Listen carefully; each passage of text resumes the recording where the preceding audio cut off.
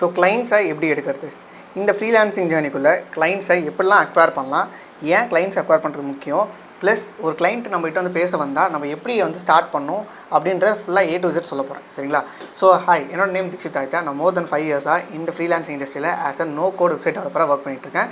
அதாவது மல்டிபிள் தமிழ்நாட்டு கிளைண்ட்ஸ் கூடயும் US கிளைண்ட்ஸ் கூடயும் கடந்த 5 இயர்ஸாக ஒர்க் பண்ணிட்டுருக்கேன், வெப்சைட் டெவலப் பண்ணி கொடுத்து. சரிங்களா? இதான் என்னோட பேசிக் போர்ட்ஃபோலியோ. நான் அது மட்டும் இல்லாமல் தமிழ்நாடு நம்பர் 1 ஃப்ரீலான்சிங் அகாடமியை ஃபஸ்ட் டைம் நம்ம ரன் பண்ணிட்டு வந்துட்டுருக்கோம், ஆல்மோஸ்ட் மோர் தென் 2.5 இயர்ஸாக. இப்போது நான் உங்ககிட்ட சொல்ல போகிறது என்னோட இந்த 5 இயர்ஸ் ஆஃப் நாலேஜில் நீங்கள் என்னென்ன எடுத்துக்கலாம் அப்படின்னு சொல்லிட்டு பார்ப்போம். ஃபர்ஸ்ட் ஆஃப் ஆல் கிளைண்ட்ஸ் இருக்கிறது ரொம்ப ரொம்ப இம்பார்ட்டன்ட். கிளைண்ட்ஸ் தான் நம்மளுக்கு மணி ஜென்ரேட் பண்ண போகிறாங்க. நீங்கள் என்ன ஸ்கில் செட் வேணால் லேர்ன் பண்ணிக்கோங்க ஃப்ரீலான்சிங்கில், அது விஷயம் இல்லை. பட் கிளைண்ட்ஸ் அக்வயர் பண்ணுற மெத்தட்ஸ் அண்ட் ஸ்ட்ராட்டஜி ரொம்ப இம்பார்ட்டன்ட். ஸோ நான் பேசிக்காக ஸ்டார்டிங்கில் சொல்கிறது, கிளைண்ட்ஸ் அக்வயர் பண்ணணும் நீங்கள் டிசைட் பண்ணிட்டாலே ஃபஸ்ட்டு தமிழ் கிளைண்ட்ஸ் கூட ஒர்க் பண்ணணும். அப்புறம் ஷிஃப்ட் ஆகி உங்களுக்கு ஒரு போர்ட்ஃபோலியோ ரெடி பண்ணதுக்கப்புறம் US கிளைண்ட் ஷிஃப்ட் ஆகணும். நான் அப்படி தான் ஒர்க் பண்ண ஸ்டார்ட் பண்ணேன். ஸோ காலேஜ் செகண்ட் இயர்லேருந்து ஸ்டார்ட் பண்ணேன். நான் தமிழ்நாடு கிளைண்ட்ஸ் கூட சென்னையில் ஒர்க் பண்ணிட்டு இருந்தேன். அதுக்கப்புறம் காலேஜ் முடியும் போது எனக்கு ஈவன் தோ ஒரு ஐடி கம்பெனி ஜாயின் பண்ணாலும் அதோட அதிகமாகவே எனக்கு ஃப்ரீலான்சிங் இன்கம் ஹெல்ப் பண்ணிச்சு. ஸோ நான் அதை குவிட் பண்ணிட்டு வந்து கம்பெனி ஸ்டார்ட் பண்ணேன், which is agency and my academy. இந்த டைமில் நீங்கள் ஒரு ஸ்கில் செட் லேர்ன் பண்ணுறீங்கன்னா அந்த ஸ்கில் செட்டு ரொம்ப இம்பார்ட்டன்ட். எனி ஸ்கில்ஸாக இருந்தாலும் பிரச்சனை இல்லை, பட் ஆனால் அதில் கிளைண்ட் அக்வேஷன் தான் ரொம்ப தெரிஞ்சிருக்கும். சரிங்களா? இப்போ இந்த கிளைண்ட் அக்வேஷன் பார்ட் கூட வரும். கிளைண்ட் அக்வேஷன் பார்ட்ஸ்னாலே நான் சொன்ன மாதிரி நீங்கள் கிளைண்ட்ஸ் அக்வயர் பண்ணி டிசைட் பண்ணிட்டாலே Tamil Nadu first, next US clients பண்ணணும். சரி, ஃபஸ்ட்டு தமிழ்நாடு கிளைண்ட்ஸ் அக்வயர் பண்ணுறதுக்கும் சரி, US கிளைண்ட்ஸ் அக்வயர் பண்ணுறதும் சரி, ரெண்டுத்துக்குமே நான் பேசிக்காக என்னோட ஸ்டூடெண்ட்ஸ்க்கு நான் இவ்வளோ ஸ்டூடெண்ட்ஸ் ட்ரெயின் பண்ணியிருக்கேன். அந்த 2500 ஸ்டூடெண்ட்ஸ் ட்ரெயின் பண்ண எல்லாருக்குமே நான் சொல்கிறது ஒரே விஷயம் தான், இன்ஸ்டாகிராமை பிக் பண்ணிக்கோங்க. ஏன்னா எல்லாருமே இன்ஸ்டாகிராம்குள்ளே இருக்காங்க. ஸோ இன்ஸ்டாகிராமில் எல்லாத்துக்குமே கிளைண்ட்ஸ் இருக்காங்க.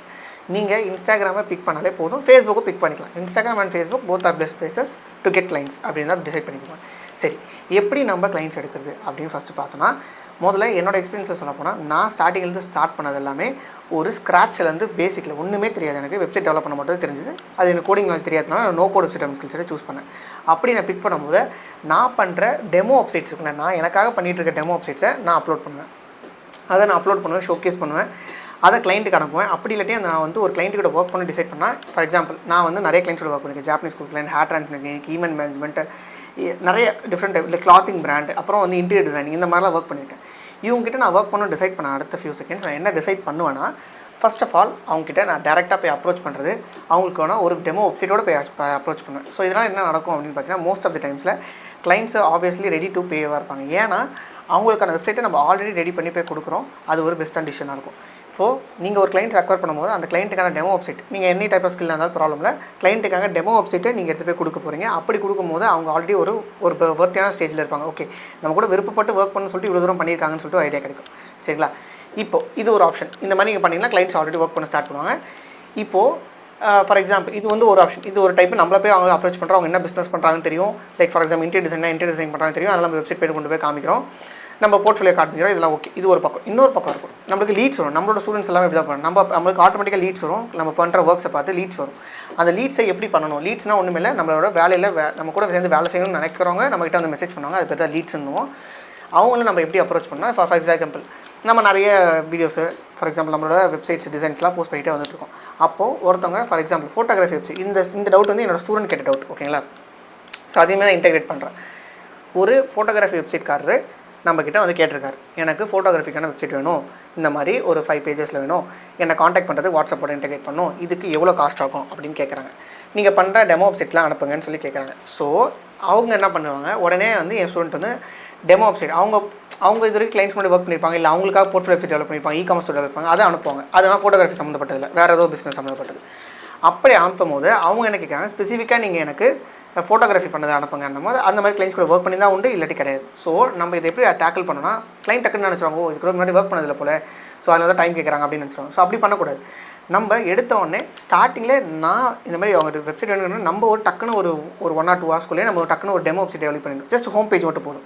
ஃபுல்லாக வெப்சைட் டெவலப் பண்ணுறதால ஒரு சர்டன் பேஜ் மட்டும் டெவலப் பண்ணி அந்த டெவலப் பண்ண பேஜை மட்டும் அவங்களுக்கு சென்ட் பண்ணணும். இந்த மாதிரி உங்களுக்காக டெமோ வெப்சைட் நான் பண்ணியிருக்கேன், அந்த டெமோ வெப்சைட் பாருங்கள் எப்படி இருக்குன்னு சொல்லுங்கள், அதுலேருந்து இன்புட்ஸ் கொடுங்க, நான் அதுக்கப்புறம் என் போர்ட்ஃபோலியோ சேர்த்து கையோட அனுப்பணும். ஸோ இப்போ இதுலேருந்து என்ன ஆகும்னா, ஓகே கிளைண்ட்டு நம்மகிட்ட அப்ரோச் பண்ணி வந்திருக்காங்க, அவங்க பிஸ்னஸ் நீட்ஸ் நம்ம கேட்டுட்டோம், இந்த மாதிரி ஃபோட்டோகிராஃபி வெப்சைட்னு சொல்லிட்டு உடனே நம்ம வெப்சைட்டை ரெடி பண்ணி உடனே கொடுத்துரும். இதனால் அவங்களுக்கு என்ன தெரியும்னா, ஓகே நம்மளோட லோகோ போட்டு நம்மளோட டிசைன் போட்டு சின்னதாக ஒரு ஐடியா கொடுத்துருக்காங்க. இந்த மாதிரி நிறைய டிசைன்ஸ் நம்ம அப்புறமா காமிச்சிக்கலாம். பட் அவங்களோட அந்த ஃபஸ்ட்டு ஷார்ட்லேயே நம்ம வந்து அவங்க இம்ப்ரெஸ் பண்ணுறதுக்கான டிசைன் இதை பண்ணணும். இப்படி பண்ண ஆரம்பிச்சதுக்கு அப்புறமாவே கிளைண்ட் ஓரளவுக்கு ஓகே சொல்கிற ஸ்டேஜுக்கு வந்துடும். அதுக்கப்புறம் நம்ம கூகுள் மீட்டை கூப்பிட்டு வச்சு ஃபுல் என்டையர் டிசைன்ஸை இந்த மாதிரி தான் இருக்குங்க அப்படின்றத ஃபுல்லாக டிசைன் பண்ணி நம்ம லோக்கலில் காமிச்சிடலாம். ஸோ அப்படி காமிச்சாலே நம்மளுக்கு கிளைண்ட்ஸு பெட்டராக ரிசல்ட் ஆகும். இப்படி தான் ஒரு கிளைண்ட் அப்ரோச் பண்ணணும். நான் அதனால தான் மேக்ஸிமம் சொன்னேன் எப்படி கிளைண்ட்ஸை கிடைக்கணும். சப்போஸ் கிளைண்ட்ஸ் கிடைச்சாங்கன்னா அவங்களை எப்படி நம்ம நர்ச்சர் பண்ணணும் அப்படின்றத புரிஞ்சுக்கணும். நர்ச்சரிங்னா அவங்கள கொஞ்சம் கொஞ்சமாக நம்ம கூட ஒர்க் பண்ணுறது ரெடி பண்ணுறோம். ஃபார் எக்ஸாம்பிள் நம்ம இதுக்கு முன்னாடி பண்ண நல்ல இ-காமர்ஸ் ஸ்டோர் டிசைன்ஸை சென்ட் பண்ணணும். நம்மளுக்கு இது மாதிரி பண்ண பெஸ்ட் ஃபோட்டோகிராஃபி வெப்சைட்டை சென்ட் பண்ணணும். ஃபோட்டோகிராஃபி வெப்சைட் ஒர்க் பண்ணனா நீங்கள் அது ரிலேட்டடாக எந்த மாதிரி வெப்சைட் பண்ணுறீங்க அதை பண்ணணும். இல்லாட்டி டெமோ வெப்சைட்டை பண்ணி இதுதான் உங்களுக்காக ரெடி பண்ணியிருக்கேன் அப்படின்ற மாதிரி ஸ்பெசிஃபைட் ஆனபோது ஆட்டோமேட்டிக்காக நம்மளுக்கு கிளைண்ட்ஸ் கிடைக்கிறதுக்கான சான்சஸ் அதிகமாக இருக்குது. இது 2 ஆப்ஷன்ஸ். இப்போ கிளைண்ட் அக்வசிஷன் பார்ட்ஸ்க்கு வரும். இப்போ கிளைண்ட் எப்படி அப்ரோச் பண்ணதுக்கப்புறம் என்ன பண்ணணும்னு சொல்லிட்டேன். அதுக்கப்புறம் கிளைண்ட்ஸை நீங்கள் போய் அப்ரோச் பண்ண என்ன பண்ணணும்னு சொல்லிட்டேன். அவங்கள வந்து கேட்டாலும் என்ன பண்ணணும்னு சொல்லிட்டேன். இப்போது கிளைண்ட் அக்வசிஷன் பண்ணும்போது இன்ஸ்டாகிராம்னு சொல்லிட்டேன். இன்ஸ்டாகிராம் பார்ட்டில் நீங்கள் 2 விதமாக பண்ணலாம். ஒன்று டேரக்ட் டிஎம், இன்னொன்று வந்து பார்த்தீங்கன்னா கோல்ட் இமெயிலிங், இன்னொன்று வந்து பார்த்தீங்கன்னா நீங்கள் பேசிக்ஸாக நீங்கள் வந்து அவங்க அப்ரோச் பண்ணிட்டு ப்ரொமோஷன் பண்ணலாம். இது 3 ஆப்ஷன்ஸ். இன்னும் நிறைய ஆப்ஷன்ஸ் போனால் கிளைண்ட்ஸ் வந்து ஆட்டோமேட்டிக்காக நீங்கள் வந்து ஒரு டெமோ வெப்சைட்டோட சேர்த்து அனுப்பும்போது ரிசல்ட்ஸும் நல்லா வரும். ஸோ இதுதான் பேசிக்ஸான ஆப்ஷன்ஸ். இந்த பேசிக்ஸான ஆப்ஷன்ஸில் நான் பர்சனலாக உங்ககிட்ட என்ன ரெக்கமெண்ட் பண்ணுவேன்னா இன்ஸ்டாகிராமை சூஸ் பண்ணிக்கோங்க. உங்களோட ப்ரொஃபஷனல் ஸ்டோரை கிரியேட் பண்ணுங்கள். ப்ரொஃபஷனல் ஒரு இன்ஸ்டாகிராம் பேஜை கிரியேட் பண்ணுங்கள். அது மூலமாக நீங்கள் கிளைண்ட்ஸ் அட்ராக்ட் பண்ண ட்ரை பண்ணுங்கள். அதுதான் ஒர்க் அவுட் ஆகும். இன்ஃபேக்ட் என்னோட ஸ்டூடெண்ட்ஸுக்குமே நான் தான் சொல்லிட்டு இருக்கேன். பேட்ச் ஸ்டூடெண்ட்ஸ்க்கே நான் இதான் சொல்லிட்டு இருக்கேன். அவங்களும் நான் ஸ்டெப் பை ஸ்டெப்பாக பக்கத்துலேருந்து கைட் பண்ணுவேன். அதான் டிஃப்ரென்ஸ் அவங்களுக்கும். மற்றபடி எல்லாமே இன்ஸ்ட்ரக்ஷன்ஸ்லாம் சேம். ஸோ மெயினாக நான் சொல்ல போகிற விஷயங்கள்னா தேர் ஆர் மல்டிபிள் ஸ்ட்ராட்டஜிஸ். எல்லா ஸ்ட்ராட்டஜிஸும் இல்லை யூடியூப்பில் ஃபுல்லாக டாலரேட் பண்ண முடியாது. பட் ஆனால் அதுக்குன்னு ரொம்ப டைம் எடுக்கும். ஸோ ப்ரிசைஸ்டாக எனக்கு ரொம்ப ஈஸியாக நீங்கள் இம்ப்ளிமெண்ட் கொடுக்குற ஸ்ட்ராட்டஜிஸை நான் சொல்கிறேன். இதெல்லாமே ஆல்ரெடி ப்ரூவனான ஸ்ட்ராட்டஜிஸ் தான். ப்ளஸ் இப்போ என் ஸ்டூடெண்ட் கிட்ட டவுட்டுமே ஸ்லாவாக இருக்குது. எப்படி கிளைண்ட்ஸ் கிடச்சா அவங்க அப்ரோச் பண்ணணும் தெரிஞ்சிச்சு. அடுத்த ஸ்டெப்ஸ் என்ன பண்ணணும்னு தெரிஞ்சிச்சு. So most of the time நீங்கள் புதுசாக பார்க்குறவங்க ஃப்ரீலான்ஸராக இருந்தாலும் சரி, இல்லாட்டி இப்போ நான் பார்ட் டைமில் இன்கம் ஜென்ரேட் பண்ணணும் அப்படின்னு நினச்சிட்டு இருக்கவங்களும் சரி, யாராக இருந்தாலும் சரி, நீங்கள் ஒரு கிளைண்ட்டை எப்பவுமே பேசும்போது ஆன் காலில் இல்லாட்டி கூகுள் மீட்டில் இல்லை ஜூம் மீட்டில் கொண்டு வரது தான் பெஸ்ட்டு. சேட்டுன்றது பெருசாக ஒர்க் அவுட் ஆகாது. அதில் ரிசல்ட்டும் கிடைக்காது பெருசாக. ஸோ ஆன் காலுக்கு கொண்டு வரணும். அப்போ தான் ரிசல்ட்டும் நல்லாவே கிடைக்கும். சரிங்களா? இதெல்லாம் ஞாபகம் வச்சுக்கோங்க. ப்ளஸ் நான் வந்து இந்த மாதிரி ஃப்ரீலான்சிங் கம்ப்ளீட்டாக சொல்லி கொடுத்துட்ருக்கேன். நான் என்ன ஒர்க் பண்ணுறனோ அதை சொல்லி கொடுத்துருக்கேன். இன்ன வரைக்குமே நான் கிளைண்ட்ஸ் அப்லோட் பண்ணிட்டுருக்கேன். கிளைண்ட்ஸ் கூட பேசிகிட்டு இருக்கேன். அந்த கிளைண்ட் கால்ஸ் அப்லோட் பண்ணிகிட்ருக்கேன். அது மட்டும் இல்லாமல் நிறைய கிளைண்ட்ஸ் கூட டீலில் இன்னும் ஒர்க் பண்ணிகிட்ருக்கேன். என்னோட யூஎஸ் கிளைண்ட்ஸ் ஸ்க்ரீன்ஷாட்ஸும் காமிச்சிருக்கேன் இந்த யூடியூப் சேனலில். ஸோ இவ்வளோ தூரம் நான் என்ன பண்ணுறனோ அதை தான் சொல்லித்தரேன். ஸோ நான் வேறு எதுவும் பண்ணாத சொல்லித்தரல. நான் என்ன ஒர்க் பண்ணிகிட்டு இருக்கணும் அதே தான் உங்களுக்கு டீச் பண்ணிகிட்டு இருக்கேன். என்னுடைய இயர்ஸ் ஆஃப் எக்ஸ்பீரியன்ஸ் கொஞ்சம் உங்களுக்கு நல்லா டீச் பண்ண ஹெல்ப்ஃபுல்லாக இருக்குது. அவ்வளோதான்.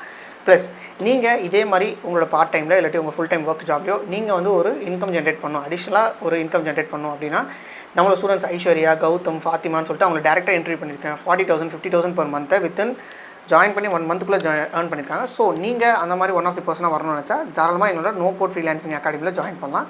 ஜாயின் பண்ணுறதுக்கு முன்னாடி எனக்கு 1-to-1 கால் இருக்கும் உங்களுக்கு எனக்கும். ஸோ தட் நீங்கள் இந்த ப்ரோக்ராமுக்கு சூட்டபுளாக அப்படின்றத நான் சூஸ் பண்ணிவிட்டு தென் நீங்கள் இதில் ஜாயின் பண்ணலாம். உங்களுக்கு சூட்டபுளாக இருக்கும் நீங்கள் டிசைட் பண்ணிக்கலாம் அந்த ஃப்ரீ 1-to-1 கன்சல்டேஷன் காலில். சரிங்களா? அதை எப்படி புக் பண்ணுறது அப்படின்னு நீங்கள் டவுட்ஃபுல்லாக இருந்தீங்கன்னா ஜஸ்ட் இந்த வீடியோ கீழே இருக்க லிங்க்கில் நீங்கள் வந்து ஸ்லாட் புக் பண்ணிக்கலாம். டிஸ்கிரிப்ஷன் கீழே புக் பண்ணிக்கலாம். இன்ஸ்டாகிராம்லாம் பயோவில் இருக்கும், நீங்கள் செக் பண்ணிக்கலாம்.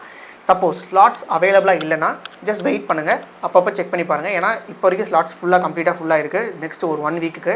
ஸோ அந்த ஸ்லாட்ஸ்லாம் நான் இன்டேக் பண்ணிகிட்ருக்கேன். ஸோ நான் ரொம்ப செலக்டிவாக பார்த்து தான் ட்ரெயின் பண்ணுறேன். ஏன்னா இது வந்து personal no code freelancing academy. Personal training தரதுனால நம்ம ரிசல்ட்ஸ் ஃபோக்கஸ்டாக தான் போகிறோம். நிறைய வேஸ்ட் நம்பர் ஆஃப் பீப்பிள் எடுக்கிறதுல ரொம்ப ரிசல்ட் ஃபோக்கஸ்டாக தான் போகிறோம். ஸோ ஸ்லாட்ஸ் அவைலபிள் ஆனாலும் நீங்கள் கொஞ்சம் வெயிட் பண்ணி அப்பப்போ செக் பண்ணி பார்க்கும்போது ஸ்லாட்ஸ் கிடைக்கும் தாராளமாக. ஓகேங்களா? ஸோ நம்மளோட சக்ஸஸ் ஸ்டோரி சொன்ன பார்த்தீங்களா, நம்ம ஸ்டூடெண்ட்ஸ் அதை பிளேலிஸ்ட் பார்க்கணும்னு நினச்சா இந்த பிளேலிஸ்ட் செக் பண்ணி பாருங்கள். நான் கிளைண்ட் கிட்ட பேசுறது எப்படி பண்ணணும் அப்படின்னு நினச்சா நீங்கள் இங்கே செக் பண்ணி பாருங்கள். சரிங்களா? See you. Bye bye. Make sure you subscribe to the YouTube channel or follow the Instagram page. Bye bye.